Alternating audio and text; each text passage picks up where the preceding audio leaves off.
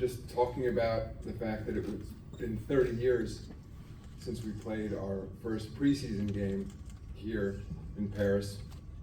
At that time, there, as best of my recollection, there were no French players in the NBA, so jump ahead 30 years. We've now played a series of preseason and now third regular season game in Paris, and we have 14 French players in the NBA, of course, including last year's first pick in the draft, Victor Wembanyama, who is off to a terrific start. I think his first triple-double last night, in fact. Team, I'm sure, is not winning as many games as he'd like to see. Past experience, 65 or 70 current and former NBA players who will be participating in the Olympic Games. As many of you know, in the Tokyo Olympics, they added a 3-on-3 basketball competition that will be here in Paris. So when you combine the 5-on-5 and the 3-on-3, there will be as many events for basketball as virtually any other sport. Maybe volleyball has a few more because they have beach as well, but it'll be a mainstay, of course, of this Olympics. I'll be back, we can't wait. I know Grant Hill, who's our general manager of our USA basketball team, coming off a difficult competition in the Philippines, is ready to field our best team possible. And I think a love of competition and a love of this market. Seemingly all the marquee US NBA players want to participate, and as I said, we're going to have stars from around the world participating. Do you have an update on the TV contract negotiations? And I guess my specific question is, when do you think those might be done? I don't have an update. You know, it's very public that we have an exclusive negotiating period that hasn't begun yet. It doesn't mean we're not already talking to our partners. We probably started talking to them the day we finished the last deal. So those discussions are ongoing. I wouldn't set a specific timeline on it. We have plenty of time. We have the remainder of this season and all of next season before those domestic TV deals are up. So my sense is over the next month or so, those conversations will. So one of the great things about traveling that you can't do through technology, there's no substitute, is to physically be in a market and just to feel the energy and the enormous interest. That's my sense from the last few days here in Paris.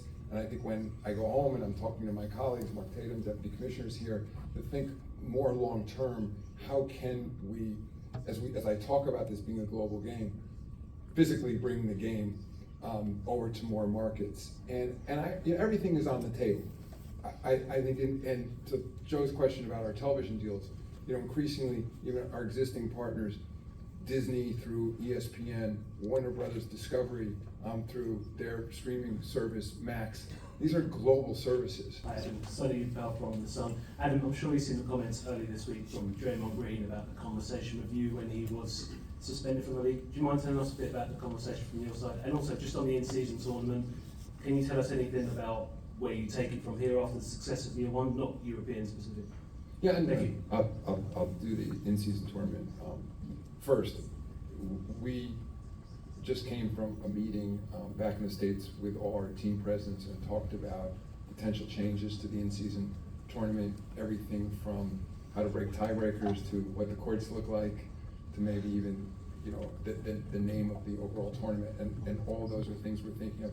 We are pleased with the success after the first season, and it will be, no doubt it'll be back next year, probably with just a couple of tweaks. Then beyond that, as we're talking to television partners and maybe figuring out exactly when the best time of year is to do it, maybe it will make sense to make some other modifications to the format.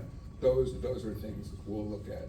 And lastly, just on that point, I think now with the play-in tournament, which we view as having been successful, certainly the in-season tournament, as so much is changing around us, I feel that gives us a little bit more license with our teams to look at other forms of innovation. I think it's because there was a fair amount of resistance to both those initiatives, understandably, and nothing comes without some disruption.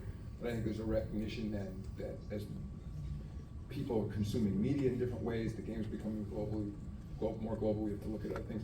In terms of Draymond, at the time we were having those conversations, certainly from my standpoint, they're private. That's his right if he chooses to make them public. There was certainly no agreement that we had that everything was private, but I'll leave it to him to comment on what we discussed. I certainly would be speaking up if he were saying something that wasn't consistent with our discussions. I would just conclude by saying I'm pleased he's close to being back, and my sense is that he used his time away from the floor very productively.